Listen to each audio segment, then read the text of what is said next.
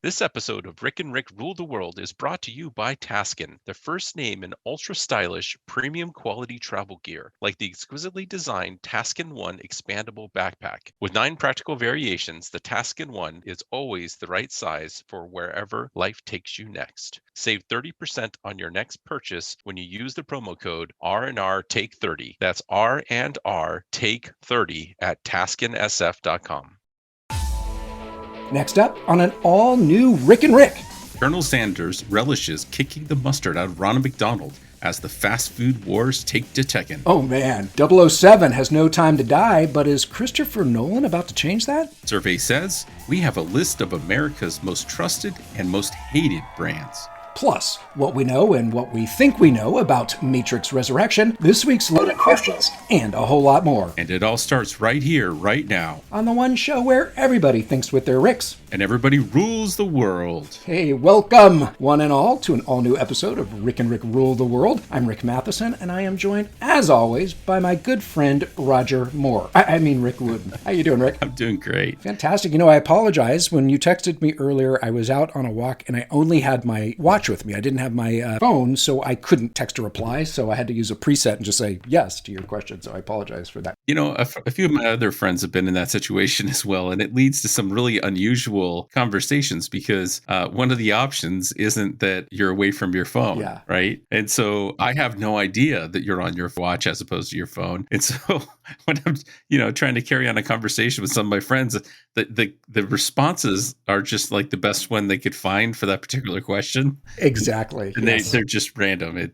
I don't think that one quite works just yet. Yeah, it was funny because I was on a walk the other morning and a client was contacting me, and this is a good friend client. And so he was asking me questions, and I literally was like, this isn't going to work. I'm going to just randomly pick some of these, and hopefully he'll realize I'm not on my phone. So I did that, and it was hilarious. It was random responses to his questions. So anyway, for listeners, September and October are dangerous for wildfires here in California, but it's also some of our most beautiful weather. And Rick, it is spectacular out today. Yeah, it is here as well. I was outside for a little bit messing around with the Jeep, and it feels like it's spring. It doesn't feel like it's fall at all. Yeah, I love it when it's like this. Other parts of the country and of course world, other parts are starting to get their cooler weather right now. And, people here are, out by the pool, and there were soccer games going and all kinds of stuff. So anyway, we don't mean to rub that in. We were just enjoying the wonderful weather, and we hope it's wonderful wherever you are in the world today as well. Anyway, No Time to Die, the latest James Bond movie, actually did come out after, 3 delays. This thing was originally meant to come out in October 2019, and then they unfortunately moved it to March of 2020, and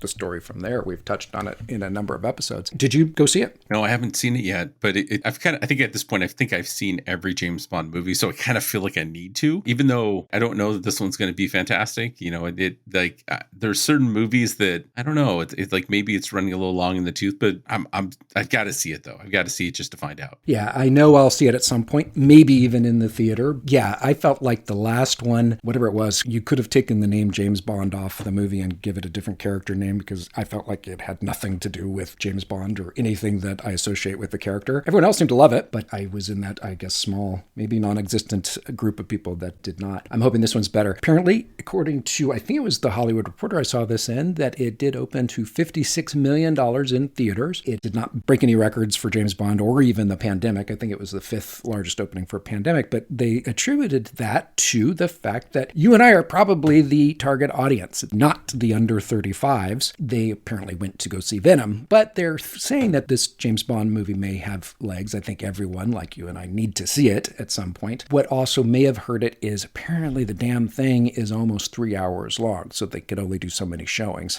Yeah, so I'm hoping that does not mean a yawn fest. I will note, and I didn't know this, it's been out for a year, but the theme song is by Billie Eilish. She's got songs like, what is it, All the Good Girls Go to Hell, and all these just total downer fest songs. So I'm wondering if she really wanted the song to be called It's a Perfect Time to Die. I don't know. Yeah. But I did see too, and I didn't know this, is that the score itself is Hans Zimmer. It's the first time that Hans Zimmer has done a Bond movie. So I put on a little bit of it the other day, and it's a Hans Zimmer score. Sounds pretty good. I can't believe that. I thought for sure he'd done them before. I thought so too, but apparently not. I still kind of like those old Bill Conti ones. I think that those were fun. They were definitely of the era, that he was doing them in. But this one does not sound fun. It sounds like, just judging from the music, I would say this one's somber, but it's definitely trying to squeeze every last little bit of any kind of sentimentality or emotional resonance with this film. And so they may be overdoing it, especially if it's 3 hours long. It may be trying too hard. I don't know. I hope that's not the case. I hope it's totally a rip-roaring fun movie. Yeah, and somebody pointed out to me that in the commercials, they're kind of trying to make it sound like this is the last Bond movie. And I'm not sure if that's the case or not. They also said something like he's had the longest tenure of a James Bond, but I don't think that's true either. I think he has been the longest number of years, but I believe Roger Moore has more movies. I think he did 7 of them in 12 years, but I could be wrong. And James Bond is one of those movies or franchises is a better way to say it, that has had to adapt with the times, right? You can't do the same James Bond movie you did in the 50s and it would make sense. So, maybe it is time for them to do another reset and see what happens from there. Yeah, you keep hearing about potentially either a black man or black woman becoming the new 007, and I would like to see that. I think that could be pretty cool. And apparently there's a character in here who is a new 00 agent that there were at least whispers about her becoming the new 00. I'll believe that when I see it, but I think that would be a good twist on it. We'll have to see. Now, what we have talked about on and off last couple weeks is Matrix Resurrection. That is coming soon, I guess this December. That will be in movies and online. But they dropped this first official trailer, and you and I were quite surprised by it.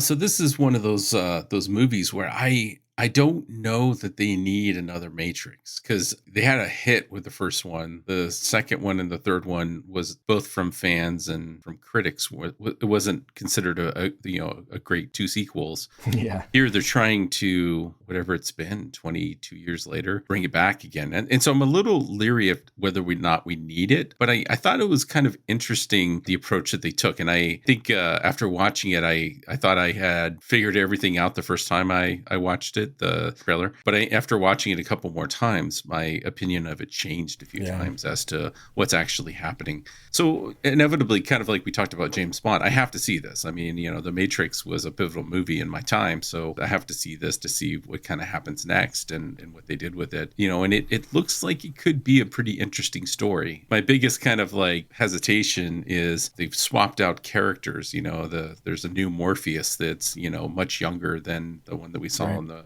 first 3 movies, which kind of throws off the timeline a little bit. We see Trinity come back from the dead, kind of situation. We see her in him meeting up with her in a coffee shop or something. So I don't know. There's enough things where it looks a little weird that I'm uncertain about it, but they may surprise me, and this is all pulled out in the end. Yeah, I sure hope so. Yeah, it does look that Neo and Trinity are older, or at least the manifestations of themselves inside the Matrix are older, and they don't seem to have any memory of what had come before. So something has happened since we last saw them, and then they seem to be running into younger versions of a younger Morpheus. The casting there is great. I can't remember the name of the actor, but I believe he played Dr. Manhattan in Watchmen, I believe, and he was good in that. And then also it looks to be, I think that's a younger Cypher, but it looks like there are characters that maybe have been resurrected, reborn, in some fashion, and that the adventure of the Matrix is set to go through cycles. In fact, they may have said something like that in the original movies. I can't remember, but like you, I loved the first movie, didn't really care for the second movies at all. They detracted from the greatness of the first in my mind. I think I mentioned to you too that The Animatrix is on HBO Max right now, and I watched it again. I watched it over a couple days, and I'm not sure I watched every episode of it. I'd forgotten half of the vignettes in that, but such a spectacular piece of the mythos here. If you haven't seen The Animatrix, go watch it. You'll love it. Sort of like an anthology, and there's certain storylines where people are just discovering that they're in the Matrix with the aid of Neo and Trinity and others that bring back the magic of the first movie. That was what was fun about the first movie, was figuring out what is happening, what is reality, what is not reality, and how will Neo deal with finding out the truth. You get a taste of that in The Animatrix. Yeah, and I agree. I think if our viewers haven't seen The Animatrix, they should absolutely see it. It's one that I remember when it came out, I actually bought it on DVD, so I've got the box set. And it was fantastic in the day, and it still holds up pretty well. And it's supposedly canon, right? So, it kind of continues the story, and it's done by a series of different animators and artists. So there's,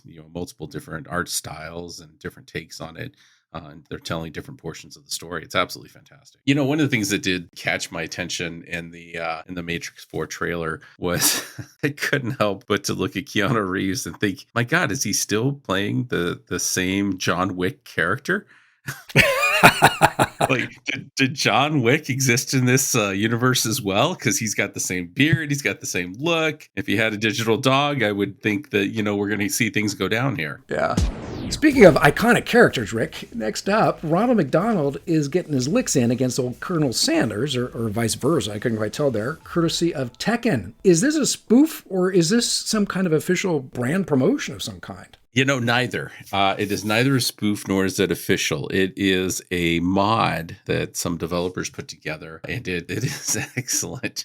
It cracked me up when I saw this. I couldn't believe it. And so, for those of you that are not familiar, Tekken is a video game where it's kind of one-to-one combat, similar to Mortal Kombat or Street Fighter, you know, those types of games. And so somebody's taken the time, or a group of developers have taken the time to fully bitmap in Ronald McDonald and Colonel Sanders and, you know, build out a polygon version of each of them that do battle with one another. And so, you know, they've got, you know, some great effects like, at one point, you can see Colonel Sanders laying the hurt on Ronald McDonald. Every time he hits him, you can see fries and hamburgers flying out of him.